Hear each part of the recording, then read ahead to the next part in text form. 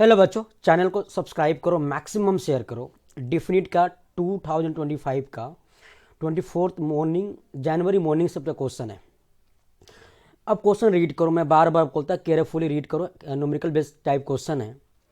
मुझे मेरा line of thinking क्या चाहिए क्वेश्चन के अनुसार, तो क्वेश्चन पढ़ो।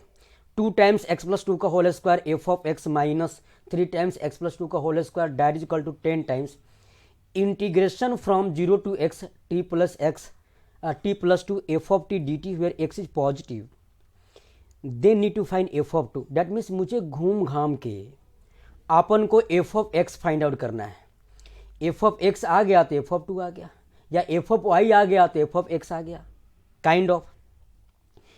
तो मुझे f of x find out करने के लिए यहाँ पे तो एफ एक्स है, बट जो राइट हैंड साइड में है ना, वहाँ पे मेरा इंटीग्रेटिंग वेरिएबल t है और लिमिट इंटरनल वेरिएबल क्या है, लिमिट क्या है मेरा 0 से x है।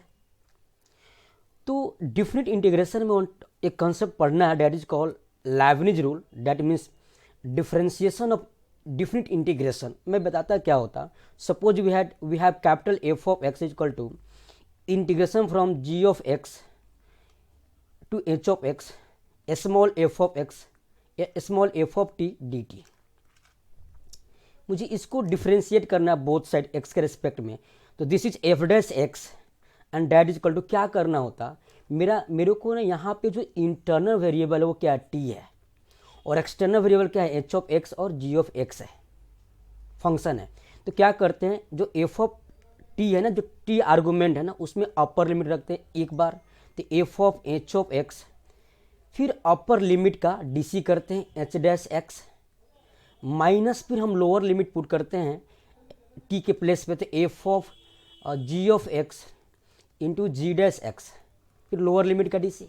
ये होता है differentiation of integration, that is called Leibniz rule.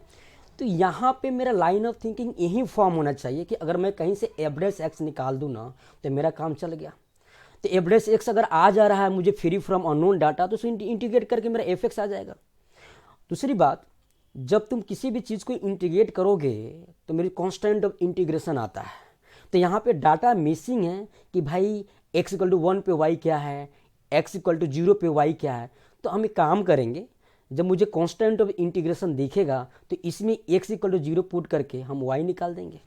तो जब मैं x इक्वल टू 0 पुट करूँगा तो y का टर्म कुछ ना कुछ आएगा, देखते हैं। या तुम निकाल लो यहाँ पे कि जरूरत पड़ेगा ही, क्योंकि आपको इंटीग्रेट किए बिना मुझे एफ एक्स डिजाइन नहीं हो सकता, राइट।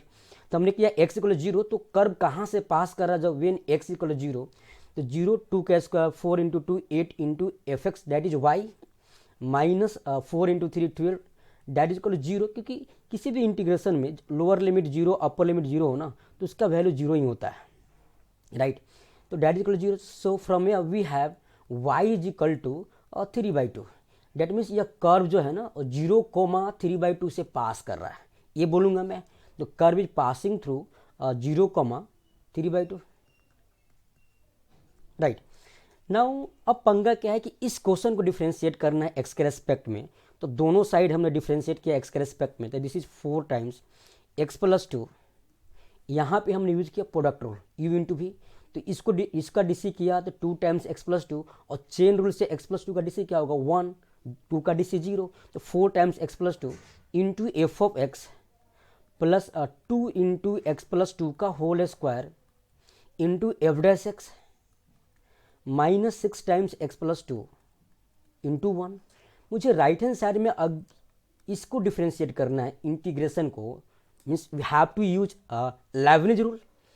तो लेबनिज में टी मेरा वेरिएबल है, टी के जगह पे अपर लिमिट लगा तो क्या आएगा यहाँ पे, that is equal to x plus two into f x, फिर एक्स का डीसी क्या होता है 1 माइनस। मजे की बात क्या है कि लोअर लिमिट मेरा 0 है, तो हमने 0 प्लस 2 इंटू एफ ऑफ 0 लिखा, फिर 0 का डीसी क्या होता है 0, तो समथिंग इंटू 0 क्या होता है 0। तो यहाँ पे राइट है x plus 2 F of x, जब तुम लोअर लिमिट रखोगे तो 0 प्लस 2 इंटू एफ ऑफ 0, फिर 0 का डीसी 0, तो समथिंग इंटू 0 क्या होता है 0, तो माइनस 0 हो गया यहाँ पे। अब बात क्वेश्चन में मेंशन किया है कि एक्स मेरा पॉजिटिव है, तो हम इस चीज़ को कैंसिल आउट कर सकते हैं, x plus to x plus to x plus to, और 2 भी कॉमन आ रहा है, तो यहाँ से क्या आएगा 2 इंटू, हमने 2 कॉमन लिया, 2 into f of x plus x plus two into f dash x minus three times x plus two हमने कॉमन ले लिया तो minus three and that is equal to just moment यहाँ पे 10 टाइम्स था ना, हाँ बेटा 10 टाइम्स था, 10 into integration from 0 to x, तो दिस इज 10 टाइम्स। यहाँ पे हमने लिखा 10 इंटू, तो यहाँ पे क्या होगा 5 into f of x, right. अब मेरे को एफ एक्स क्या होता है, वाई होता है, तो 2x 2 of F of x, यहाँ पे क्या होगा 3 f of x is equal to x plus two f dash x minus three. So from here we have to write this is 3y plus 3 is equal to x plus 2. What is f dash x? dy dx. हाँ जी, of course.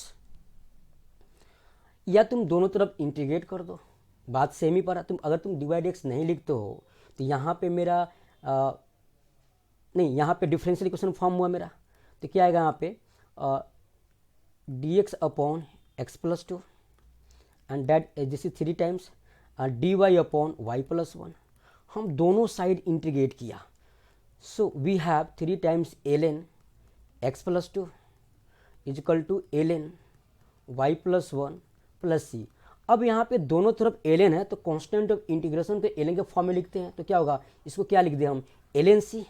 हाँ जी, इसको erase किया, हमने लिखा plus ln c, कि सारा terms ln है, तो this is ln x plus two के power 3 that is equal to ln y plus one into C, this is argument.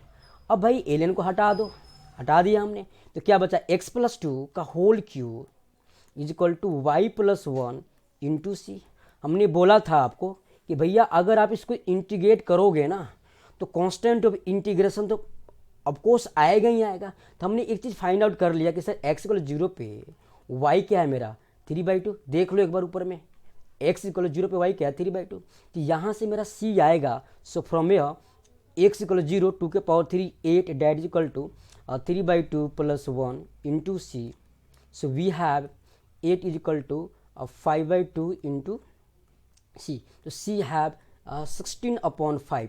मुझे कांस्टेंट ऑफ इंटीग्रेशन मालूम हो गया, तो कर्व मालूम हो गया free from constant of integration x plus 2 के power 3 that is equal to y plus 1 into 16/5.